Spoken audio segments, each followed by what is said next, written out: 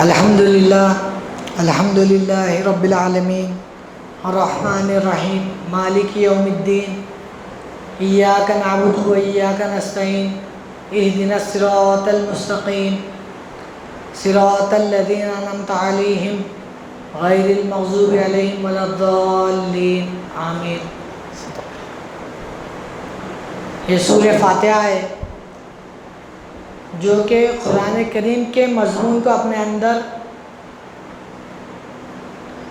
سمندر کو کوزے میں بھرنے کی طریقے سے یا کہیے کہ ایک ایسنس کے طور پہ اپنے اندر رکھتی ہے۔ اس کے اندر 7 آیتیں ہیں جو بار بار دہرائی جاتی ہے۔ اس کی تعریف میں اللہ تعالیٰ فرماتا ہے وَلَقَدْ آتَيْنَا سَبْعًا مِنَ الْمَثَانِي وَقُرْآنَ الْعَظِيمَ کہ یا رسول اللہ ہم نے آپ کو 7 آیتیں بار بار دہرائی جانے والی عطا کی اور قرآن عظیم عطا کیا۔ تو بار بار دہرائے جانے سے یہ ہم سب کو علم ہے اس بات کا کہ ہر نماز کی ہر رکعت میں سورہ فاتحہ پڑھنا لازمی ہے۔ اگر کوئی بھی نماز ہو آپ سورہ فاتحہ کے علاوہ پورا قرآن کریم بھی تلاوت کر لے اور سورہ فاتحہ سے احتیاط کرے تو آپ کی نماز نہیں ہوتی۔ لیکن اگر آپ کو قرآن کریم کی کوئی صورت یاد نہیں ہے سوائے سورہ فاتحہ کے، آپ نے سورہ فاتحہ تلاوت کی آپ کی نماز ہو جاتی۔ کیوں؟ کیونکہ آپ اس کے اندر سے وہی مضامین کو ایک ایسنس کے طور پہ اللہ کے سامنے رکھ رہے ہیں جس کا خلاصہ اندر کتاب میں کیا گیا ہے۔ مولوی ابوالکلام عبدالغنی حامد صاحب مبلغ اسلام فرماتے ہیں کہ یہ سورہ فاتحہ کا جو طریقہ ہے کسی بادشاہ کے پاس ہم جا کے اپنی جب عرضی پیش کرتے نا ہو بہو وہی طریقہ ہے۔ آپ فرماتے ہیں اگر اس وقت میں نظام بادشاہ کی حکومت تھی تو آپ کو جو ہے نا حضور سے مخاطب کرتے تھے، تو اگر حضور کے پاس جانا پڑا کسی کو تو کیا جا کے پہلے تعریف کرتے بادشاہ کی، اے بادشاہ آپ ایسے ایسے، وہ اس کی بہت تعریف کرتے۔ اسی طریقے سے اللہ بھی اپنی تعریف کرواتا ہے۔ الحمدللہ رب العالمین، تمام تعریفیں اللہ رب العالمین کے لیے ہے۔ اور یہ جو تعریف ہے نظام بادشاہ کے پاس اصول تھا، کوئی بھی آئے تو ایسا سیدھا چلتے ہوئے نہیں آ سکتے تھے، فرشی سلام کرتے ہوئے جانا پڑتا تھا۔ تو ہم بھی جب اللہ کی تعریف کرنے کے لیے کھڑے ہوتے نا، کیسا بھی کھڑے ہو کے ہم تعریف نہیں کر سکتے، اس کے لیے اللہ کیا فرما اپنے دونوں ہاتھ اٹھا کے سرنڈر کر دینا اللہ کے سامنے، تکبیر باندھ لینا۔ تو ایک واقعہ یہ بھی ہے کہ حضرت صاحب فی الحال نماز کے لیے ٹھہرے، ایسے آپ پیچھے مڑ کے دیکھے تو کوئی ایک مبلغ جو ہے نا ایسا ذرا اپنے سینہ ایسا چوڑا کر کے ٹھہرے تھے، تو آپ جو ہے نا ان کو ایسا ہاتھ سے وہ کر کے بولے کہ اللہ کے سامنے ایسا نہیں ٹھہرنا با۔ تو اللہ تعالیٰ نے جو یہ کلام نازل کیا عام دنیاوی سمجھ سے ہٹ کے نہیں ہے، جو بھی آپ کو دنیا میں دیکھنے کو ملتے ہیں نا اس سے ہٹ کے نہیں ہے۔ لیکن آج عام طور پہ مسلمان کیا بولتے معلوم، ارے اس کلام کو اگر خود ہی سے پڑھے خود ہی سے سیکھے گمراہ ہو جاتے۔ تو اس کا بھی جواب اللہ تعالیٰ ہی دیا، کیا یضل بہ کثیرا و یہدی بہ کثیرا وما یضل بہ الا الفاسقون، یعنی جس کے اندر کچھ عمل کی کمی رہتی نا وہی گمراہ ہوتے، باقی لوگ گمراہ نہیں ہوتے۔ اگر کوئی چاہتا کہ میں جو ہے نا سیڑھی چڑھتے ہوئے اوپر چلے جاؤں تو انہیں اگر اپنے آپ کو پورا حفاظت سے سیڑھی چڑھاتے ہوئے جا رہا تو گرنے کا اس کو ڈر نہیں ہے۔ گرتا انہیں جس کو اپنے اوپر جو ہے نا اوور کانفیڈنس بولتے، اپنے اوپر زیادہ اعتماد رہتا، میرے کو کچھ بھی نہیں تھا میں چڑھ جاتا ہوں سیڑھی بول کے، انہیں گر جاتا۔ تو اب اس میں آپ سیڑھی کا قصور نہیں لگا سکتے، یہ آپ کے اوور کانفیڈنس کی وجہ سے آپ گر گئے۔ اسی طریقے سے کلام اللہ کو پڑھنے کے بعد اگر آپ سمجھیں کہ کوئی گمراہ ہو رہا تو اس کی کمزوری ہے وہ، اللہ کا کلام گمراہ کرنے نہیں آیا بلکہ اندھیرے سے نکال کے روشنی کی طرف لانے آیا. اور اس میں اللہ آگے مولوی عبدالکلام ابوالغنی حامد صاحب فرماتے ہیں بادشاہ کی تعریف کرتے اسی طریقے سے بولے الرحمن الرحیم مالک یوم الدین. اے اللہ تو رحمان ہے، تو رحیم ہے، تو مالک یوم الدین ہے. اس کے بعد میں بادشاہ کی اتنی تعریف کرنے کے بعد وہ سوال کرتا تم میری اتنی تعریف کرے، تم کہاں کے رہنے والے، تم کیا کرتے، کہاں ہیں، تم یہاں رہتے کیا کہیں اور رہتے ہو؟ ایاک نعبد و ایاک نستعین. میں تیرا ہی بندہ ہوں، تیری عبادت کرتا ہوں اور تیرے سے ہی مدد کا طلبگار ہوں. بھائی آپ دیکھیے، آپ حیدرآباد میں رہ رہے، آپ کو آپ کے گھر میں اگر چوری ہو گئی، کچھ بھی ہو گئی، تو آپ کو جا کے حیدرآباد کے پولیس اسٹیشن میں رپورٹ کرانا ہے، وہیں سے آپ کی مدد ہوتی. آپ کی چوری یہاں پہ ہوئی تو آپ دلی کو جا کے، کیونکہ صدر مرکز ہے، وہاں جا کے کمپلینٹ نہیں چلتا. تو ہم بھی جب اللہ کی اگر تعریف کر رہے، اللہ کے بندے ہیں تو ہی اللہ کی مدد آتی ہے ہمارے کو، اور اللہ سے ہی مدد مانگنا.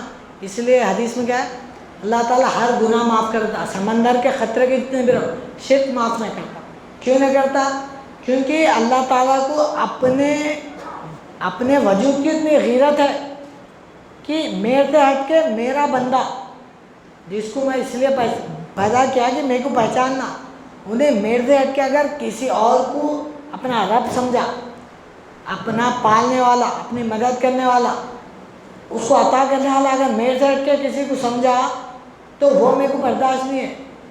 کیونکہ انہیں میری سلطنت میں رہ رہا، اب میری ذمہ داری بنتی کہ میں اس کی مدد کرنا، اور اس کی بھی ذمہ داری بنتی کہ میرے سے مدد مانگنا. آپ تلنگانہ میں رہتے ہوئے جا کے دلی سے مدد نہیں مانگ سکتے. اسی طریقے سے آپ جب تک اللہ کی حدوں میں ہے، اللہ کے علاوہ آپ کسی سے مدد نہیں مانگ سکتے. اس کو کیا عام طور پہ کیا کہتے ہیں، غیر اللہ سے مانگنا شرک، غیر اللہ سے مانگنا شرک. صحیح بات ہے، غیر اللہ سے مانگنا شرک ہے، لیکن جو اللہ میں فنا ہوتا اب وہاں پہ غیر کا سوال ہی نہیں ہے. اللہ میں فنا ہونے کے بعد اب دیکھیں مثال کے طور پہ حضرت صاحب خلان بتائے سو مثال ہے کہ دودھ ہے، دودھ میں شکر ڈالے تو پئیں گے تو آپ دودھ ہی، لیکن اس کی جو مٹھاس بڑھ گئی، وہ جو مزہ آ رہا آپ کو شکر سے آ رہا، شکر آپ کو دکھ رہی نہیں، لیکن سارا مٹھاس کا جو کام ہے وہ شکر کا ہی ہے. اسی طریقے سے ایک وجود اپنے آپ کو جب اللہ نے اس کے رسول میں فنا کر لیتا، وہ یہ گوارا نہیں کرتا کہ میری مٹھاس آپ کو شکر سے آ رہی، لیکن کوئی نہیں بولتے کیا پی رہے، شکر پی رہے، کوئی نہیں بولتے، دودھ پی رہے نہیں بولتے. اسی طریقے سے اللہ والا جب اپنے آپ کو فنا کر لیتا تو یہ کبھی نہیں بولتا کہ میں کرا. اللہ کرا، اللہ کے رسول کرے. اور یہ ایمان کا تقاضا ہے کہ انسان اپنے آپ سے میں کچھ کرا بول کے نہیں بولنا. کیونکہ اگر انسان کو کسی سے عشق ہو جائے، اور عشق ہونے کے بعد میں یہاں پہ خطبہ نکاح میں بھی یہ پوائنٹ بتایا جاتا، کیا ایک لڑکی کی جب شادی ہو جاتی، اپنے شوہر کے گھر کو جاتی تو کیا بولتی، یہ میرا گھر ہے، گھر میں جو بھی سامان ہے میرا ہے. یہ میرا کب ہوا؟ جب شادی کر کے اپنے شوہر کے پاس آئی. اسی طریقے سے جب بندہ اللہ میں فنا ہونے کے سفر پہ نکل جاتا نا، ہر وہ چیز جو اللہ کی ہے اس کی ہو جاتی. اب یہ صرف کم علمی، کم فہمی کا نتیجہ رہتا، جس کی وجہ سے، کیونکہ اللہ تعالیٰ جو ہے دیکھیے، میں ایک واقعہ سنا کے مختصر کرتا ہوں کہ حضرت ایک ولی اللہ جو ہے نا، آپ پہلے بادشاہ رہتے، حضرت ابراہیم بن آدم رحمۃ اللہ علیہ، آپ پہلے بادشاہ رہتے، لیکن جب آپ کو اللہ کو حاصل کرنے کا عشق جنون سوار ہو جاتا، اپنی بادشاہ چھوڑ کے جنگل کی طرف آ جاتے. جیسے جنگل میں آئے، اب یہ واقعہ تو بہت طویل ہے، جنگل میں جیسے آتے دیکھتے کہ وہاں پہلے سے ایک شخص بیٹھا ہوا ہے، عبادت کرتا، دعا کرتا اللہ، تو اس کے لیے دسترخوان اترا. اب انہیں کیا بولتا ہوں، ارے پہلے کم آیا کھانا، اگر میں ان کو بھی بلا لیا تو میں کچھ کم پڑ آتا، بول کے انہیں ان سے منہ پھیر لے کے کھانا کھا لیتا. تو حضرت ابراہیم بن آدم دعا کرتے ہیں، یا اللہ میں تیرے لیے بادشاہ چھوڑ کے آیا، کیا میرے لیے ایک وقت کا کھانا بھی نہیں ہے؟ بولتے آپ کے لیے اس آدمی سے بہتر دسترخوان اترتا. تو اب آپ کیا کرتے؟ وہ آدمی نہیں بلایا تھا آپ کو، تو انسان کی فطرت ہے، جو آپ کو نہیں بلایا آپ بھی ان کو نہیں بلاتے. لیکن اللہ کی یہ فطرت نہیں ہے، اللہ رحمان ہے، بلا بدل عطا کرتا. تو آپ کیا کرتے ہیں؟ آپ بھی آئیے کچھ اس میں چکھ لیجیے بولتے. تو ایک دم شرمندگی ہو جاتی. شرمندگی ہونے کے بعد میں وہ آدمی کھانا کھائے بعد اللہ سے پھر دوبارہ دعا کر کے پوچھتا ہے، اے اللہ میں کو اتنے سال ہو گئے یہاں آتے ہوئے عبادت کرتے ہوئے، لیکن تو میرے لیے ایک سادہ سا دسترخوان اتار رہا. یہ شخص پتہ نہیں کون ہے، اب بھی آیا، پہلا دن ہے آج اس کا، اور یہ دعا کرتے ہی تو اتنا شاندار دسترخوان نازل کر دیا. بولتے ہی اللہ تعالیٰ کی طرف سے جواب آتا، تم ایک معمولی لکڑی بیچ کے اپنا گزارا کرنے والے، تمہاری قربانی جو ہے نا، تمہارا کیا ہے، تھوڑی لکڑی توڑے بیچ دیے پھر آ گئے میرے لیے. لیکن یہ جو آدمی ہے جس کے لیے میں نے ایسا دسترخوان اتارا، وہ سلطنت کا بادشاہ ہے، اس بادشاہ کو ٹھوکر مار کے میرے پاس آیا. تو اب یہ میری ذمہ داری ہے کہ اس کا خیال رکھنا. جس کی قربانی جتنی بڑی رہتی اللہ کے پاس اس کا اجر بھی اتنا بڑا رہتا. تو اب قرآن کریم میں اور پھر آگے آپ فرماتے ہیں کہ ایاک نعبد و ایاک نستعین، کیا چاہتے تم؟ اہدنا الصراط المستقیم، مجھ کو سیدھا راستہ دکھا. کس کا تمہارا معلوم سیدھا راستہ کیا ہے؟ کبھی گئے تم سیدھے راستے سے؟ یا تمہارا کو اس کا علم ہے کہ کون گئے سیدھے راستے سے؟ صراط الذین انعمت علیہم، ان لوگوں کے راستے پہ تھا جن پہ تیرا انعام ہوا. ارے اب تم یہ بھی بولے جن پہ انعام ہوا، تو کس پہ انعام ہوا وہ معلوم کیا؟ قرآن کریم میں انعم اللہ علیہم من النبیین و صدیقین و شہداء و صالحین، یہ 4 کیٹیگریز ہے جس پہ اللہ کا انعام ہوا، نبیوں پہ، صدیقین پہ، شہداء پہ اور صالحین پہ. اب یہ انعامات کیا ہوئے؟ بڑا گھر بنا لے کے ھذا من فضل ربی، کوئی نبی نے لکھ کے لگا. بڑا کاروبار کر لے کے اللہ کا شکر ہے ہمارا کاروبار اتنا بڑا، کوئی نبی نہ بولے. یا بڑی تجارت کر لے کے یہی اللہ کا فضل ہے، کوئی نبی نہ بولے. کیا تھا فضل؟ یوسف علیہ السلام کو کنویں میں جانا پڑا، اس کے بعد میں نکلے، ذرا سا وہ ہو رہے تھے، جیل میں جانا پڑا. ابراہیم علیہ السلام کو نمرود کے آگ میں کودنا پڑا، اپنے بیوی بچے کو چھوڑ دینا پڑا، اور جو ہے نا عیسیٰ علیہ السلام کو تو سولی پہ چڑھ جانا پڑا. تو یہ نبیوں کے اوپر یہ انعامات ہوئے جن کو ہر مسلمان نماز میں 5 وقت سورہ فاتحہ پڑھ کے یہ انعامات مانگ رہا. لیکن اس کی حقیقت سے ناآشنا ہونے کی وجہ سے صرف جیسا کوئی مارواڑی گھر بڑا بنگلہ بنا لیا، یہ بھگوان کی کرپا لکھ کے لگا دیا، ویسے ھذا من فضل ربی لکھ دیا تو یہ فضل ہے سمجھ. ارے مولوی مقصود احمد صدر صاحب ایک بات بولے تھے یہی نقطے پہ کہ یہ فضل نہیں اللہ کا، یہ فصل ہے، فارسی کا فصل، یعنی دوری، اللہ سے دوری ہے. یہ زمین جائیداد، یہ جو بھی چیز اللہ ان سب چیزوں کو تمہیں کو عطا کرتا، لیکن یہ چاہتا ان سب کو چھوڑ کے میرے پاس ہو. یہ سب کچھ چھوڑ کے اس کے پاس گئے تو انہیں ہر چیز کے کنجے آپ کے حوالے کرنے والا ہے. اگر آپ صرف اتنے ہی جو بھی اللہ آپ کو عطا کرا اس پہ آپ ارے زبردست ہے بول کے اس کو قابو میں کر لینا چاہ رہے، پھر اللہ کے اوپر جو روحانی خزانے نازل کرنا ہے اس سے محروم رہ جاتے آپ. تو پھر آخری میں وہ کرتے کہ اچھا انعام تو ہو گیا، تم بولے آگے اور کچھ ہے کیا تمہاری فرمائش؟ بولو غیر المغضوب علیہم ولا الضالین، اہدنا الصراط المستقیم صراط الذین انعمت علیہم غیر المغضوب علیہم ولا الضالین. یعنی دیکھو یا اللہ ان کے راستے پہ مت چلا جن پہ تیرا غضب ہوا یا جو گمراہ ہوئے.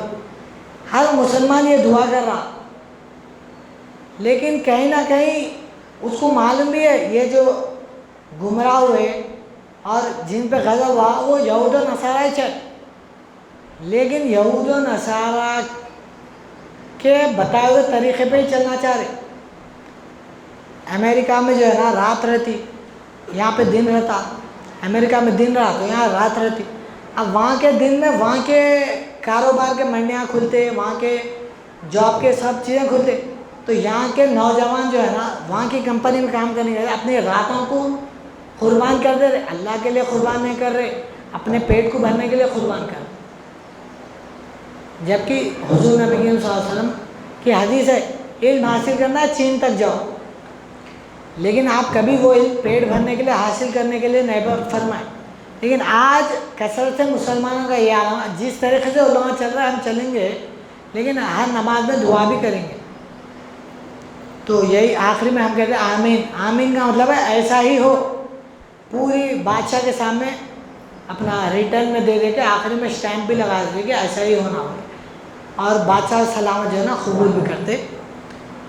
ان اللہ و ملائکتہ یصلون علی النبی یا ایھا الذین آمنوا صلوا علیہ وسلموا تسلیما اللہم انا نحن نصلی علی سیدنا و مولانا محمد المعلی شان ماہی البطلان اشد الانسان رحمۃ للعالمین سید الانبیاء والمرسلین سراج الاولین والآخرین حزبہ حزب اللہ دینہ دین اللہ قبلتہ بیت اللہ ومن یطیعہ فقد اطاع اللہ فی مرتبۃ الغیب هو اللہ کلامہ کلام اللہ وما ینطق عن الہوى ان هو الا وحی یوحی جامع الکلم کلامہ البراق الرفرف مرکبہ الی وراء الوراء سفر مقام الہدیۃ مقامہ هو کافۃ للناس امتہ اخرجت للناس کتابہ بیان للناس هو رسول الی الناس جميعا اصحابہ مثل الانبیاء الارض كلها له مصلى جعل الله له مال الغنیمة حلالا طیبا خاتم النبیین رسول امین شفیع المذنبین الصلاة والسلام علی آلہ وآلہ وصحبہ اجمعین